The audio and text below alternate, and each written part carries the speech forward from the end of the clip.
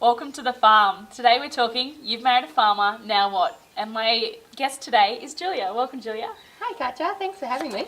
So can you introduce yourself, your family and the farming operation? Yeah, so I'm originally from a cattle and sheep farm near Barraba. Yep. And then met my husband James, and we now live on a mixed farming operation, predominantly cropping. He's the cropping manager, so we've been back here for about 10 years. We have 2 little boys, 5 and 2, so that keeps me busy.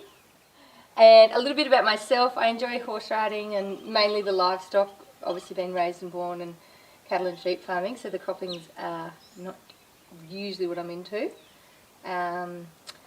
So I am a teacher by trade, and it was one of those jobs that I did because I had the education and training, and then decided that after having children I didn't know if teaching was for me.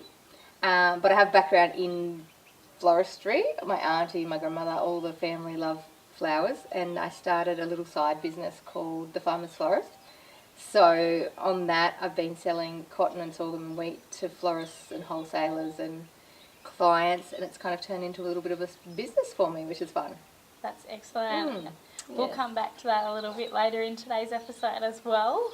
Cool. So tell me about the crops that you rotate throughout the year. So you've got cotton and sorghum on the place. What other crops have you got? So there's cotton, sorghum, wheat, which are the main predominant ones. They also do chickpeas, corn, canola, and anything that's kind of an opportunity crop. They do barley. So yes, it's kind of dependent on, obviously weather dependent, but it is great to see that, you know, it's so versatile. They can kind of depend on soil moisture one year and then maybe not plant the next year, or plant something else to help with the soil health, or so. And mixed farming, so the livestock side of it that you enjoy, what type of livestock operation are you having? So when James and I came back to the farm, there were breeders, so there was just cows and calves, and Andrew, my father-in-law, was, you know, very traditional in he loves the cattle breeding side of things. And then the drought hit, and that kind of just proved that it was going to be too difficult. So James's brother actually runs most of the cattle here, and he decided that he'd sell them, and so that was easy. So it, you know, meant that during the drought we weren't feeding cattle and spending exorbitant amount of money on the lesser of the income of the farm.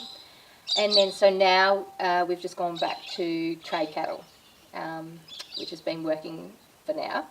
And the market's obviously slowed down a fair bit of late, so we have just got a few more breeders in, and we've just been turning them over as well. So I mainly just have the cows around the hill where we live here, and just check on those with the boys, and it gives us a little out and helps the rest of the farm while everyone else is ticking away doing their thing. Yeah. And how do you get the boys down the paddock with you? Well, if we're just going to check cattle or do a water check, we go on the gator or the motorbike quad.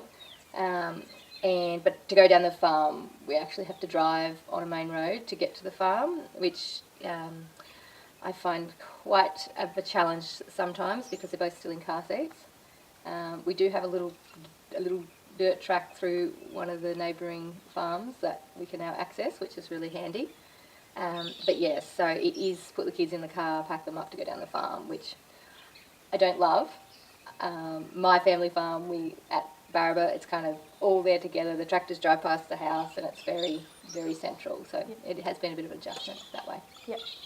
We're going to take a short break in today's interview and give a shout out to today's supportive link, Thermomix. Julia and I both have Thermomixes, and what is thermomixing?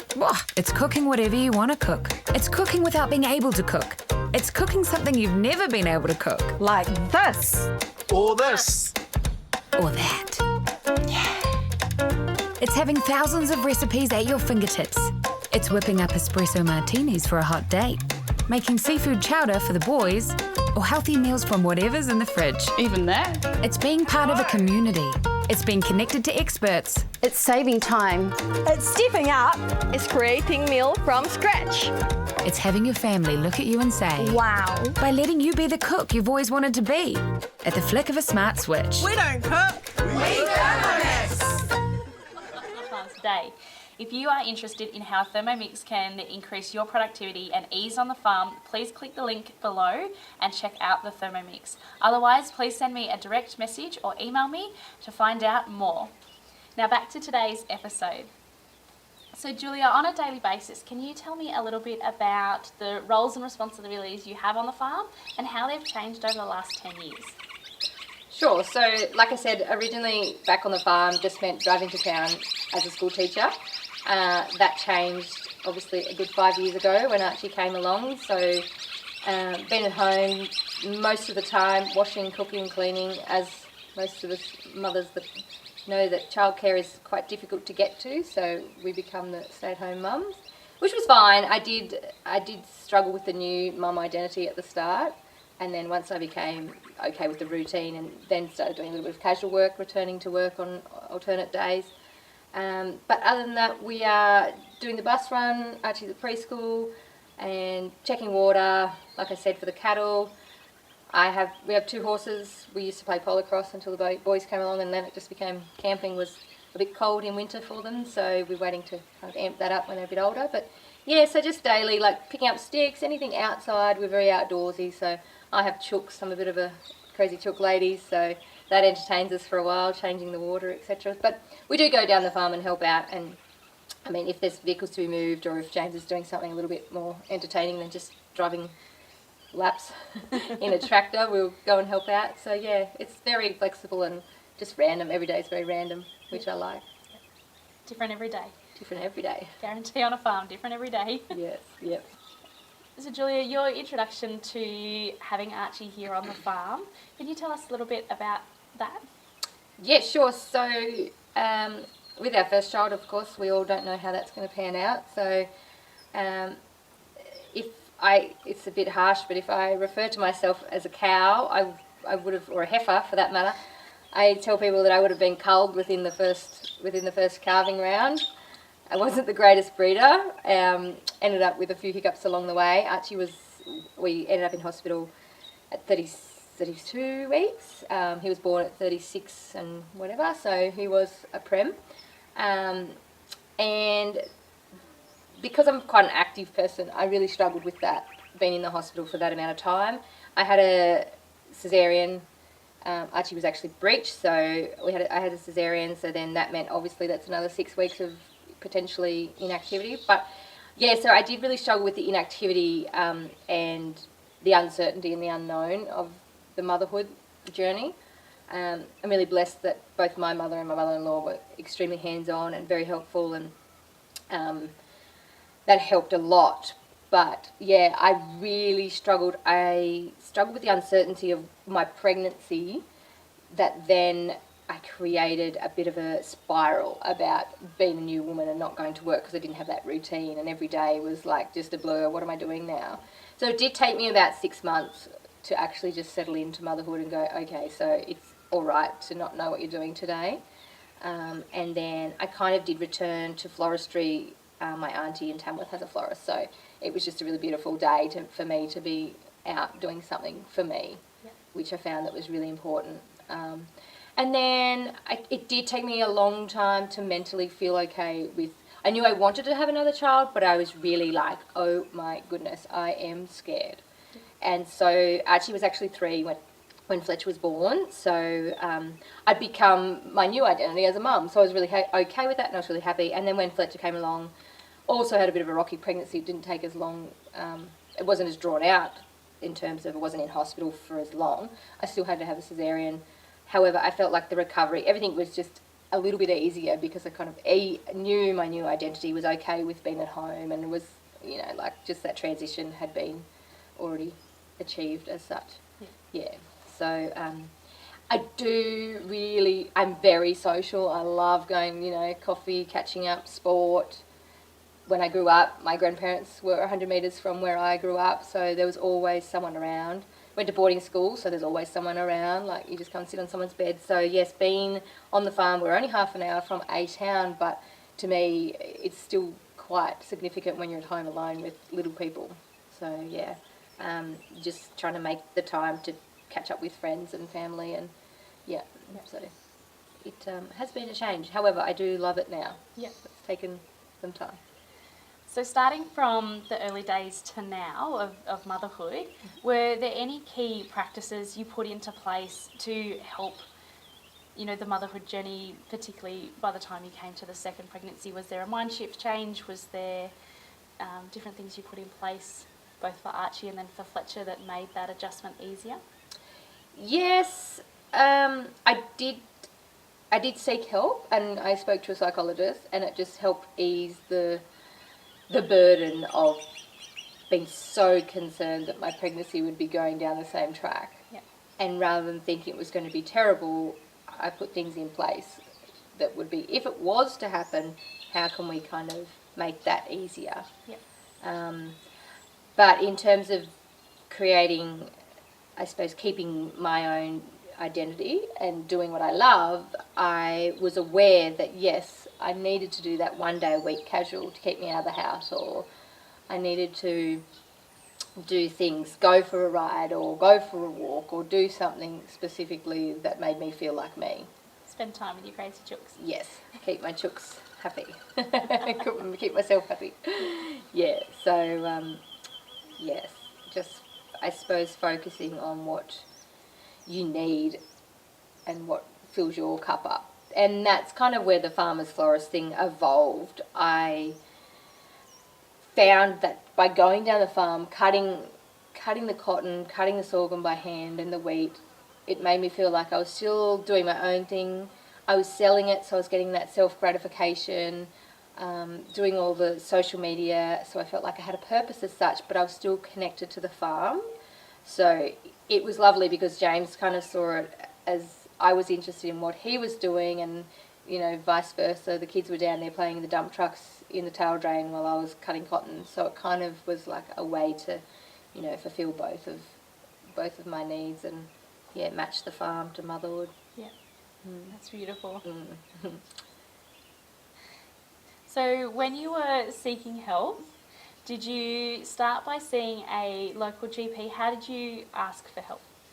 Yeah, sure. So originally my midwife that came out to visit when she was born, when they did the check-ins and weighs and things, I kind of said to her, I don't know what to do, I don't know how to cope, like it was kind of through her.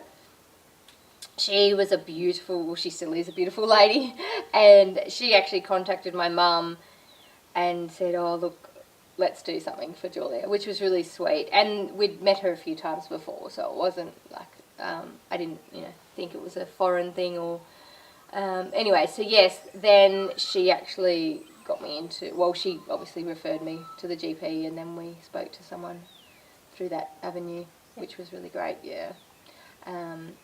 Yes, so, I mean, it was just really helpful because they just give you so many tools that you don't know about.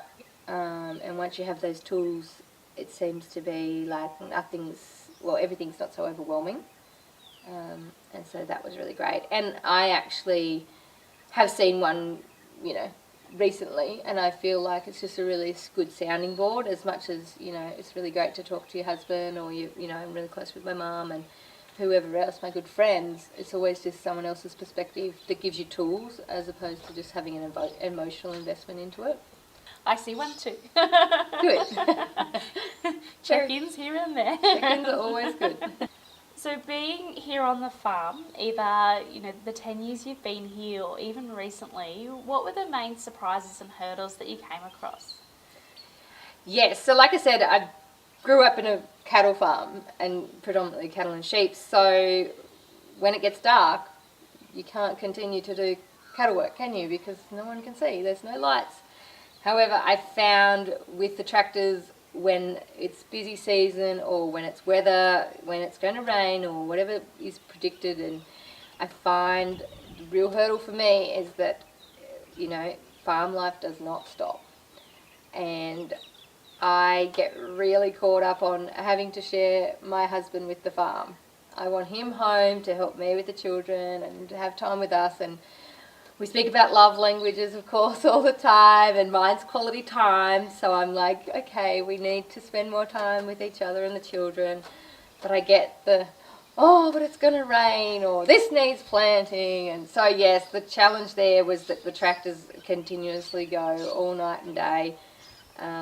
Yes, so another one, I suppose, if I want to be completely honest, is we live about 200 metres from my in-laws, and they're absolutely fabulous, get along with them great. However, at the beginning it was really difficult to kind of adjust to being like, where are you and what have you been? And I saw your lights are on late last night. And so in the very beginning we had to set some boundaries and say, okay, like we have lived out of home for, 15 years now, and I feel like we're back home again, just in a different location. So, which is fine, and we kind of all came to terms with that, and now it's a really beautiful, amicable environment that we help each other out. If someone's going to town, you do, hey, do you want milk? I'm doing the milk run, etc. So yeah, no, that was a hurdle for me. Just the privacy side of things. Yeah. We're about 100 metres from my parents-in-law, and we used to have to be like, we need a time that we're going to start in the morning, because sometimes we'd go past, like the bike would go past and the horn would be beeping, we'd be like, get up. Yes. We've got to get up. Yeah, I know. So it's a very common thing. My dad also does that to my poor sister-in-law. So I know that it's not an unheard of situation, but yes, no, it's one of those things, and I'm just blessed that I can say that we all get along really well. I've got lots of friends that have a huge time, trying to sort out just how to speak and do things together because they don't get along. So, yeah. What do you wish you knew before you moved to the farm? Like I touched on before, I wish I had more awareness about how straining, if that's the word, harvest is as a harvest widow. Obviously, I didn't grow up with the harvest and cropping scene, so to me, it's just so far from my league that staying at home, when you're used to having someone at home with you when it's dinner time, and even prior to kids, it's just like, oh, I'm now home alone, and I've been to work and come home and I still haven't seen my husband. Or, okay, now it's bath time, and I'm like, okay, it's just me again, right? So I really do struggle with that concept of just being like, it's just a really busy time, it'll pass, and I get 3 weeks in and I'm doing okay, and then all of a sudden the wheels fall off and I'm like, and pray for rain all of a sudden and get a bit of a time back where James is home for a little bit. So, yeah, I suppose just that acceptance of really understanding that it's so dependent on the cropping seasons. Yep. Do you have set phone calls or times that you make when he can't make it back, where he chats to you and the kids, or do you do you sometimes just jump in the car and go and see him? How do you facilitate that connection? Yeah, the connection. So it's good, where Archie catches the bus is just past where the farm is. So we will do a drop in on the way home and call in and drop off some bickies or whatever we've made, or go down for morning tea. So we do try and get our fix most of the time, and have a FaceTime here and then if evening times he doesn't come home. And so I mean, I make it sound completely dramatic, but I think it's just the concept of it.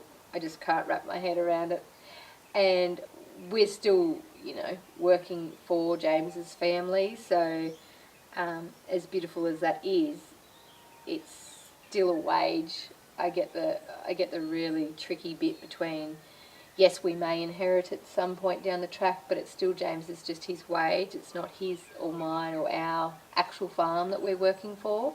So I suppose that's just a concept that I really have to try and keep working on. Has there been conversations around succession and what that looks like? Yes, no, there has, and like I said, we are really fortunate that we all get along so well that it is really transparent when we speak about things like that. And James's parents are very modern farmers, really open to technology, communication, moving forward. So yeah, there's been lots of small but significant, should I say, steps towards succession. I think it's just obviously time is the key. But it is lovely because I do have a lot of friends, like I said, that don't get along with their parents or in-laws on the farm, but are also, whoa, that's a no-go conversation. Don't talk to me about it until I'm not here. Yeah.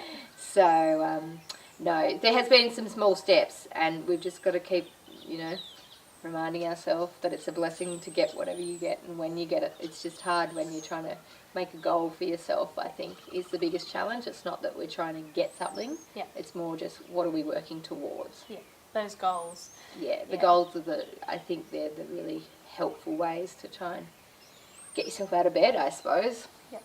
And how do you go about making sure that you feel comfortable and secure in the meantime? Is there any mindset goals or anything in particular you're doing to make sure that you are feeling comfortable in where you are? Financially, James and I have bought ourselves an investment property, so we've kind of got that off-farm income or security, should I say. And then me teaching is obviously that really secure feeling of I do have my own money and own kind of thing. Like I said, I just love being outside, so I don't have a routine. I'd love to say that I got up and did yoga. I'm all about that concept and the morning routine, and you read so many things and listen to so many podcasts about how important the routine is. I'm struggling to write in a diary, if I tell you the honest truth. I write in my phone, in my calendar, my phone, so I know what I've got for, important meetings or calendar things coming up. But yeah, I don't know how you kind of grasp that whole, boom, I'm doing this, and this is the next thing, and it's 10:15, I'm going to go and stop what I'm doing, and yeah, no, I've never, and when I used to work at I had an office job before uni, and my boss used to come and say, where's your diary and why are you writing in it? And I suppose it's just one of those things, I kind of am a really organised person. If you ask other people, I'm like the social coordinator and, referred to as the entertainer, but for some reason I just can't get that whole structure of routine of this is our day and this is what it looks like. Yeah. But which anyway, probably works in whatever's the flexibility. Yeah, the flexibility seems to be working for me now, so I just do what I enjoy, to be honest. I love gardening, so if there's something that needs, I just go and pick a bunch of flowers or just, do the gardening because that seems to fill my cup up. Yeah. You mentioned earlier that, sometimes you run some bickies and things down to James. Food on the farm sort of is the central hub, keeping them fed. Is there anything in particular he loves being sent down the paddock or that you like making to send down? Oh, look, he's pretty happy with anything because it doesn't happen every day, so I think it's a bit of a treat for him. We Archie, and now Fletcher are very fussy eaters, which grinds our gears. However, that's a conversation for another day. But with the Thermomix, I have a no-bake, it's a pumpkin scone recipe, but you don't have to actually cook the pumpkin. It just blitzes it so hard that it turns into pumpkin scones. And a friend came here and introduced it to Archie and said, oh, these are called cowboy scones. Real cowboys eat these. And so that is how we get Archie to eat some minuscule piece of vegetables. So, if there's anything like that, it can be scones or biscuits or, I do like baking, and for the Thermomix, it's just so great that, But, pasta or anything that's easy, he's more than happy with. But, yeah, there's nothing that's like a regular thing. It's a trial by error at the moment. Yeah. Just when I feel like it. Yes, no, so it's just whenever I've got time or when I'm up for it or the boys feel like cooking or, let's go down to see Dad. It's kind of just the spare of the moment. We've got time today, so let's do it. Yeah. You also mentioned that, while you're doing your floristry thing and cutting some of the sorghum or the cotton, that the boys come with you and they play on the farm. When it comes to safety on the farm with the kids, is there anything that you've put in place to keep them safe?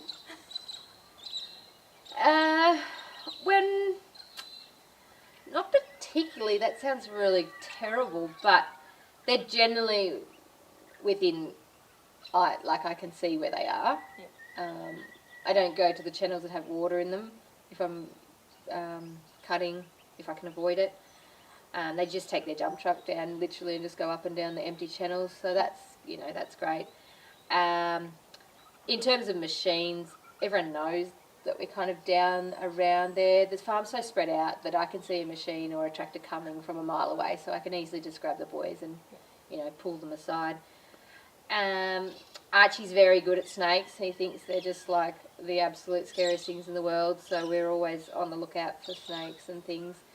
So no, other than the general, take water and look after yourself while you're down there. There's nothing extremely that's a big safety plan. Yeah. Previously, before on my channel, I've talked about a go bag and having that for either yourself but also yourself and the kids. Mm-hmm. So is there anything you don't leave the house without, or anything you've got in your car in particular for going down the farm or just being on here? So the basics, the nappy and the wipes, the water bottle, some fruit. But for myself, I've recently been diagnosed with type 1 diabetes, which has been a side kicker. I actually had gestational diabetes both times with my pregnancy, so I now am attached to an insulin pump. So the go bag is mainly for me now. It's a bag of jelly beans and some sugar and an apple, so I know where I'm at. But on a positive note, a pair of secateurs, they're always in the glove box, or they're somewhere that I can be like, oh, that's really nice, or I just need a bit of extra wheat, or so I always find myself, even at the horse stables, I just wish I had a secateurs, because I need to open a bag. But Archie's now started carrying my pocket knife around from when I was a child, which he's not allowed to use, side note, when I'm not there or when I'm not standing right next to him. But he loves it because I get somewhere and go, oh, I just need some scissors. He's like, Mum, you can use my pocket knife. So it kind of is a bit of a treat because he gets to carry it around, but sometimes it's really helpful for me. So do the kids ride as well? Yes and no. We've got a tiny little pony. She's about 10 hands high. She's beautiful. She's actually just been having trouble with lemonitis, so she's been locked up for a fair while now, and we finally got her back on track. I found a great farrier, and so Archie's pretty excited about the fact that she's now healthy and he can ride her again. So it probably lasts about 5 minutes, goes around the block, does the loop, goes to the mailbox, comes back. I'm done now, Mum. Yeah. So, like if you call that riding, that's more than fine with me. He is interested in going to pony club, and I was a pony club girl, so like I'm more than happy to go down that avenue. And I'd love to be able to just go riding and tinker off into the woods and just do whatever on the horses. So, yes, when he says I want to ride, there's always yes, sir. That's great. And do you have any tips for finding the right pony? Oh, good luck. No, a piece of advice someone did give me was you need to add 10 years to the child's age to get the right pony. So if the child's 2, you need a 12-year-old minimum horse. I think that's the biggest key, is that the safety is worth millions of dollars. There's no point getting something you think is mediocre and putting your child on it and not being okay, because that's just not achieving anything. The kids won't be confident, they won't enjoy it, so your pony will sit there in the paddock. So at the moment, they're obviously extremely hard to come across.